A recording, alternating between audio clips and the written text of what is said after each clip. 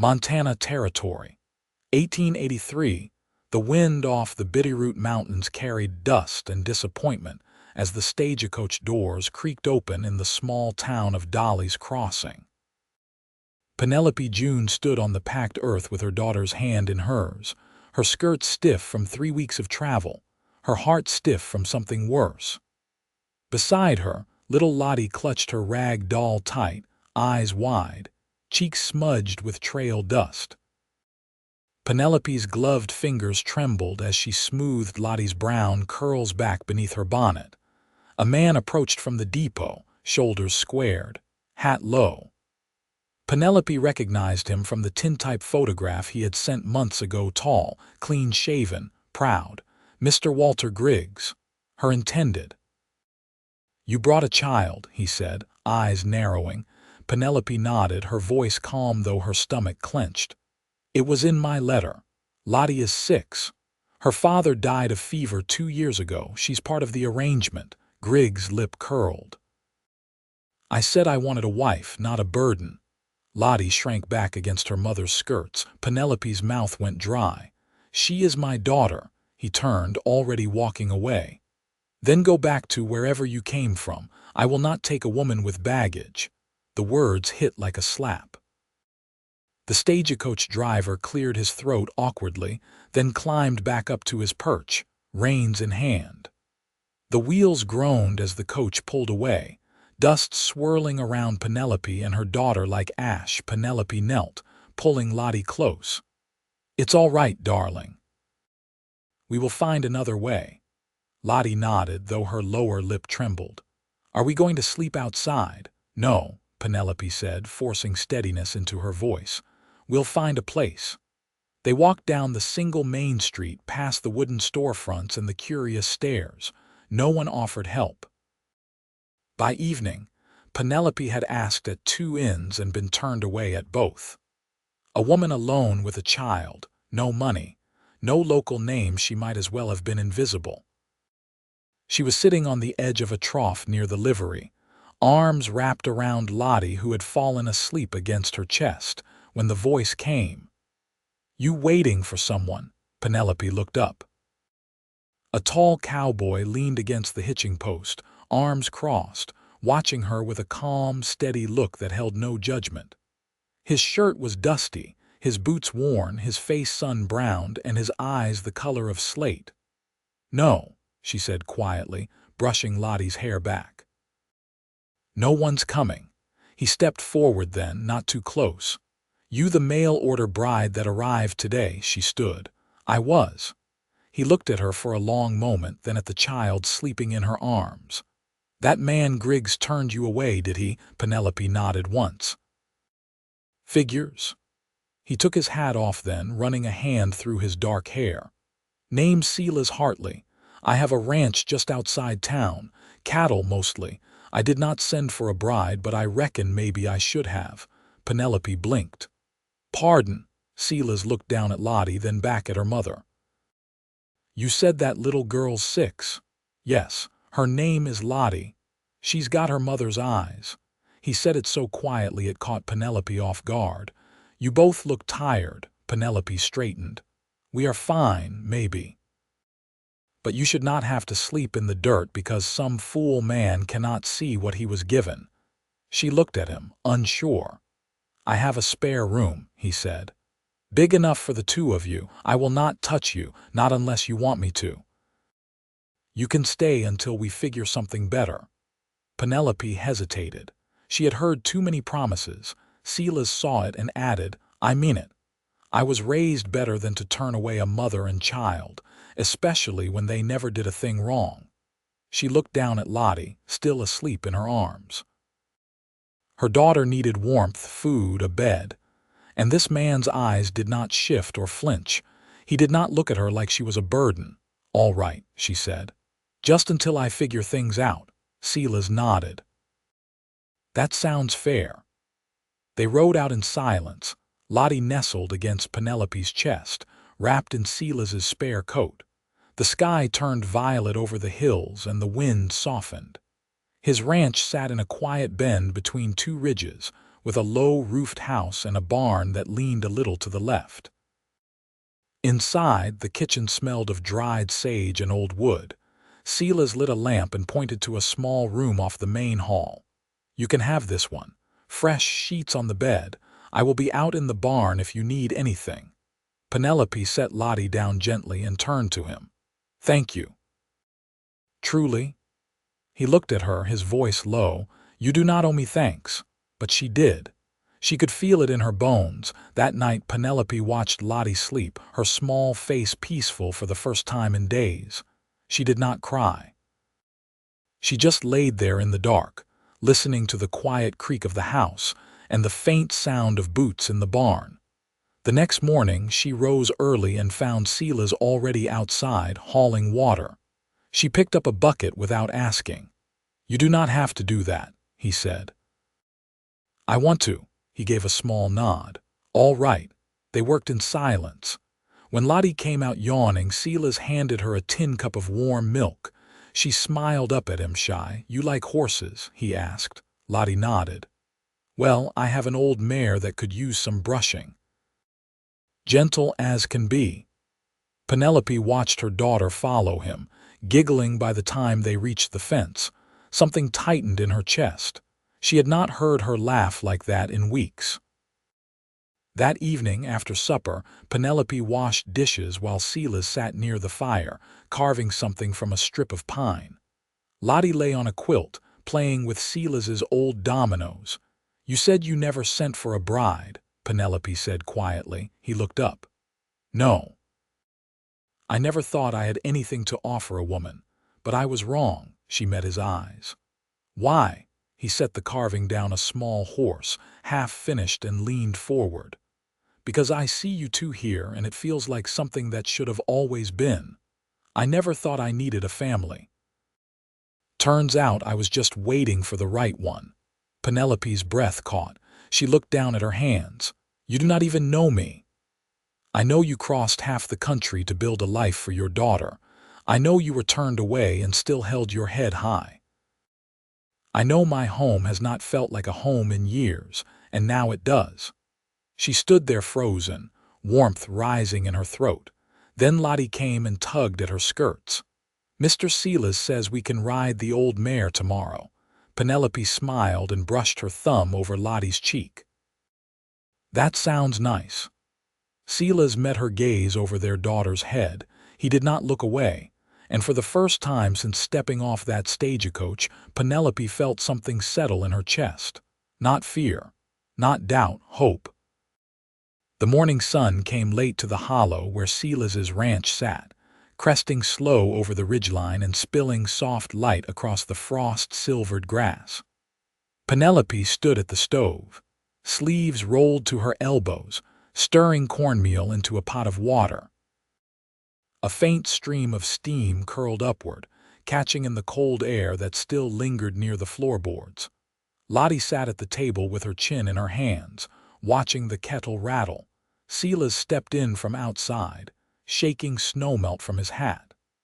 "There's a gray fox been nosing around the henhouse. Left tracks clear as scripture." Penelope ladled grits into 2 bowls and set them before Lottie and Silas. "Will you trap it?" "Likely not," he said, settling onto the bench. "Most critters come near this time of year just trying to stay alive. I'll patch the fence better. Give it reason to wander elsewhere." She studied him from across the table, the way he spoke without bluster, the way he scraped his spoon quietly along the bottom of the bowl to catch the last of the meal. Lottie looked up. "Do foxes like eggs?" "They like anything easy," he said, offering her a small shrug. "Same as folks." After breakfast, Silas hitched the wagon. The sky was clearing, clouds burning off in thin ribbons, and the sun laid a pale gold sheen on the hard earth. Lottie climbed up beside him with a thick shawl wrapped around her shoulders, while Penelope sat in the back on a folded tarp, her hands resting in her lap. They rode into town slowly, the road packed firm from last week's sleet. Silas stopped first at the feed store, then at the smithy, where he handed off a broken stirrup. Penelope watched the way the townsfolk greeted him, short nods, a few quiet words, but no one lingered. He wasn't shunned, only solitary.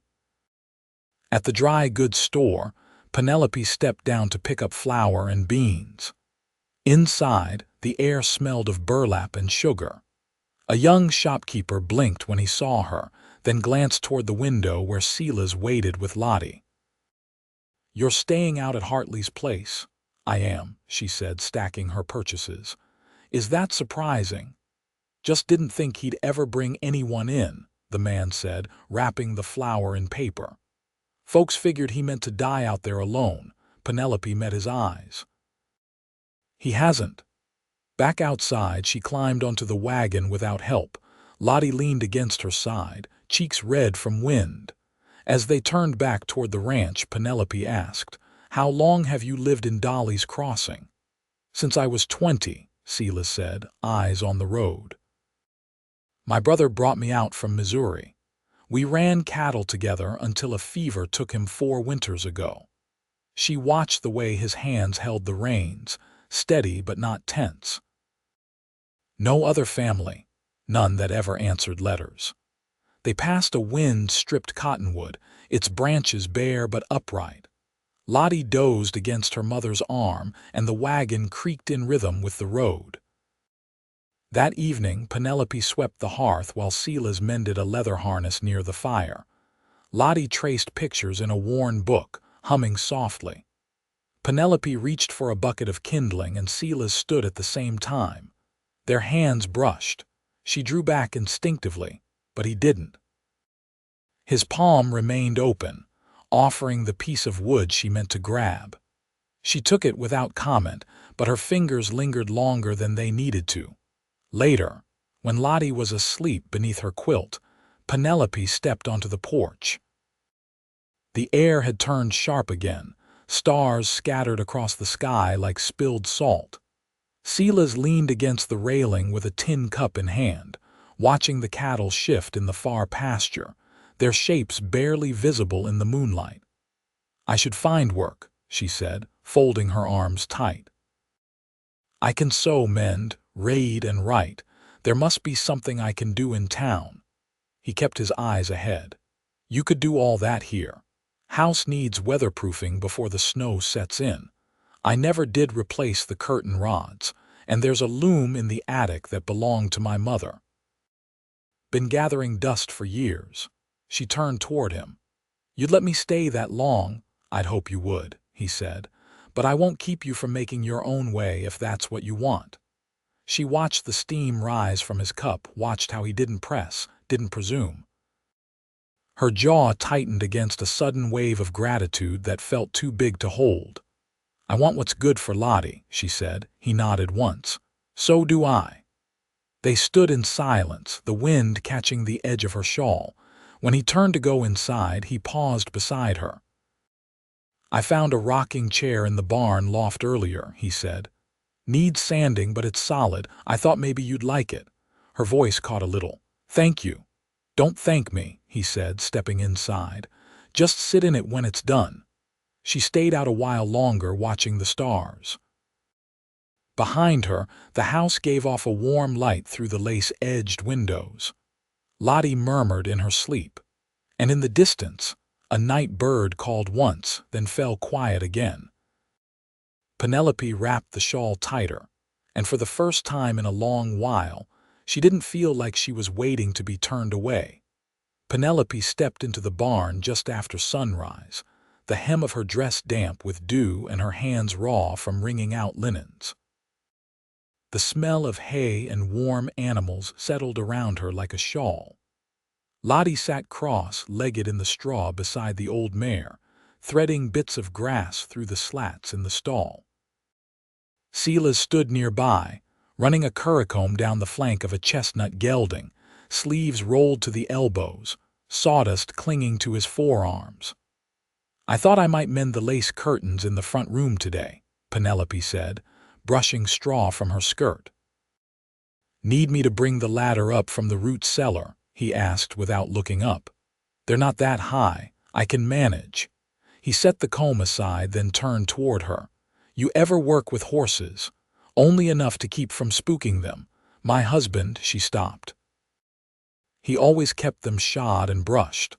I mostly kept to the garden. Silas nodded, wiping his hands on a rag. There's a roan in the far stall. She's young yet, but I figure with a steady hand she could be yours to ride. Penelope tilted her head. You want me on horseback? He leaned back against the stall door. I want you to have the choice. Lottie giggled behind them as the mare nosed at her shawl. Penelope glanced back, watching her daughter's small fingers pat the horse's muzzle with quiet confidence. She's taken to this place faster than I expected, Penelope said. She's got good sense. Knows when something's worth holding on to. Penelope looked at him, then down at her hands. I've been thinking about the loom. He raised an eyebrow. You find it? Not yet. But I looked through the attic. There's a trunk with folded linen still wrapped in camphor. I could make table runners or handkerchiefs, sell them in town. Silas crossed his arms. I'd buy them. She arched a brow. You don't strike me as a man who uses table runners. No, but I'd rather see your work in my house than coin in someone else's till. Penelope felt her cheeks warm. She turned away, brushing a hand along the mare's back. I've always been better with thread than words. He stepped closer, not too near, and said quietly, I hear you just fine. Later that afternoon, Penelope stood in the attic, brushing dust from a wooden chest with a frayed horsehair broom. Sunlight fell through the small window, catching in the floating motes and warming the floorboards under her shoes. She lifted the lid and found the loom, its frame worn but unbroken, tucked beneath a bolt of faded blue calico. She ran her hand along the edge, the wood cool and familiar beneath her fingertips. She carried it down slowly, piece by piece, and set it up near the kitchen window where the light was strongest. Lottie watched from the floor, tracing patterns in the braided rug. Will it make dresses? She asked. Penelope adjusted the heddle bar. No, but it'll make cloth, and cloth makes things we need. Silas came in from the porch, boots muddy, carrying a bundle of firewood. He paused when he saw the loom, then set the wood down beside the stove. My mother used to hum while she worked that thing, he said. I remember the sound more than the tune. Penelope touched the shuttle, then looked up. Would it trouble you if I brought it back to life? He shook his head slowly. No, ma'am. I think it would do this house good. That evening, after the supper dishes were stacked and the fire burned low, Penelope sat near the loom, threading the warp with practiced fingers. The rhythmic pull of thread through wood calmed something restless in her.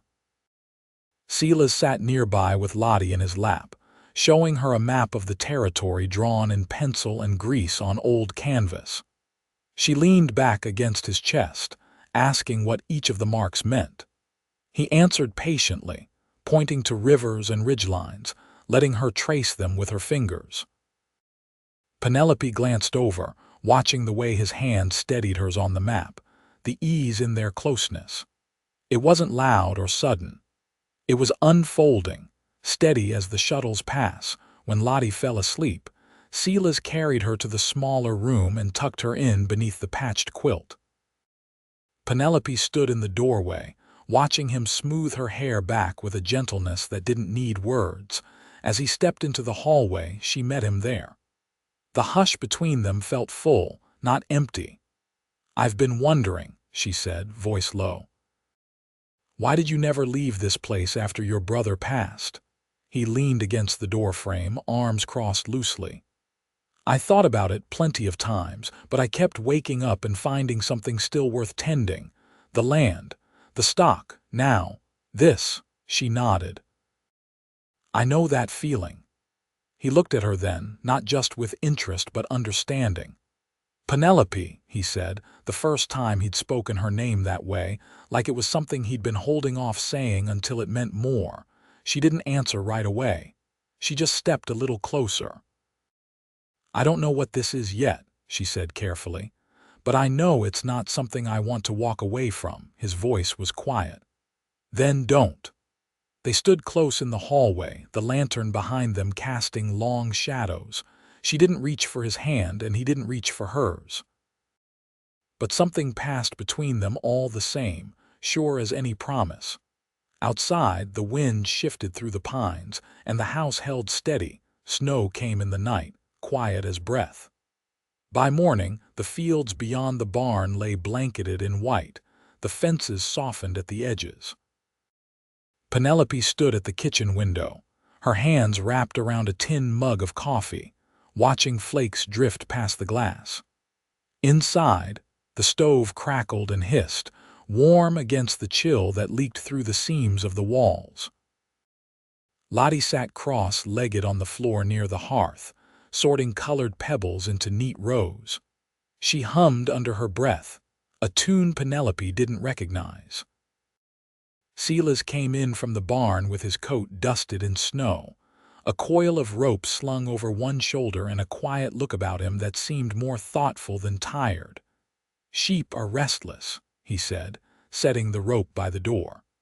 "Some dogs came down from the hills last night. I'll patch the gate better once the snow lets up." Penelope set her mug down. "If the weather holds, I can help you with the fence after dinner." He shook his head. "You've done plenty already. I was thinking maybe you'd help me with something else." She raised her brows. "What's that?" He reached into his coat pocket and held out a folded scrap of paper. "There's a winter fair in town next week.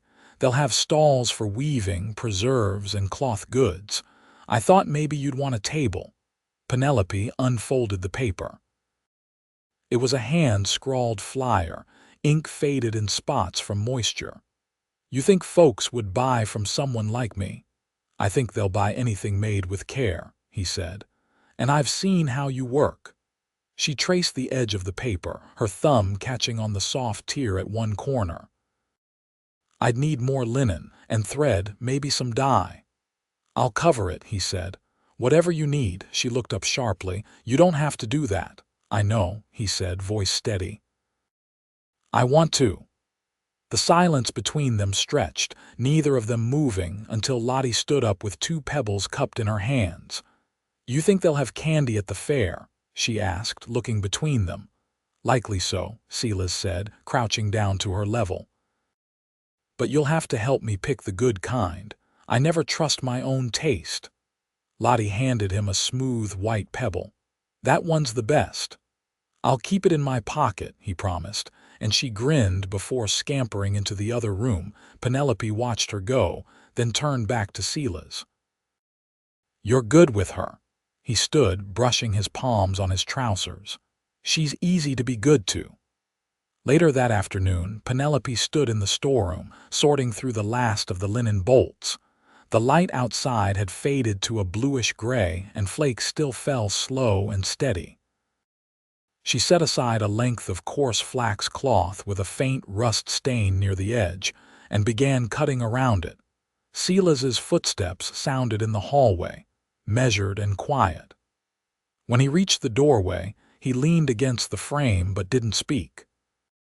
She went on cutting, the rhythm of the scissors steady until she lifted her head. "I've been thinking," she said, "about what comes next." He stepped inside, letting the door fall halfway closed behind him. "You mean after the fair?" "I mean after the snow melts, after spring comes. After everything settles." His brow furrowed slightly, but he didn't interrupt. "I've never had a place that felt like it could be mine," she said. "Not since I was a girl, and I keep waiting for this to feel temporary, like I've stepped into someone else's life by mistake." He nodded slowly. "I can see how it might feel that way. But it doesn't," she said. "Not anymore." She set the scissors down. "And I don't want to leave, not just because it's safe, but because I look at you and I see something that doesn't ask me to be more than I am." Silas shifted his weight, his voice low. "I never thought I'd want to build anything again. But you and Lottie, you've made this place breathe different." Penelope stepped closer, the quiet between them no longer uncertain but full of something waiting. He didn't touch her, not at first. He just reached into his vest pocket and pulled out a small bundle wrapped in cloth. Inside was a carved brooch, a flower shaped from birchwood, the edges sanded fine. He held it out. "It's not much, but I made it with the wood from the first tree that bloomed here that spring after my brother passed. I never knew what to do with it." She took it gently, her fingers brushing his. "Now you do." Neither of them said anything more. She fastened the brooch to the collar of her dress, her hand steady. That night when she tucked Lottie in, the girl looked up sleepily and asked, "Are we staying here?" Penelope brushed a curl from her forehead. "Yes," she said. "We are." And when she stepped into the hallway, Silas was waiting, his expression open, his presence familiar and sure. She reached for his hand and this time let herself hold it, not out of fear, not out of need, but out of something growing, something chosen. The wind eased outside and the snow slowed to a hush. The house held warm. The loom stood ready by the window, and in the hearth, the fire burned steady. The morning before the winter fair broke clear and cold, with a high blue sky and air sharp enough to sting the skin. A thin crust of snow crunched underfoot as Penelope stepped from the porch, her arms full of folded cloth and bundled thread. Steam curled from the chimney, and the animals stirred slow in the pens, breath ghosting in the air. Silas stood at the wagon hitch, fastening the last loop of rope over the crates they'd loaded the night before.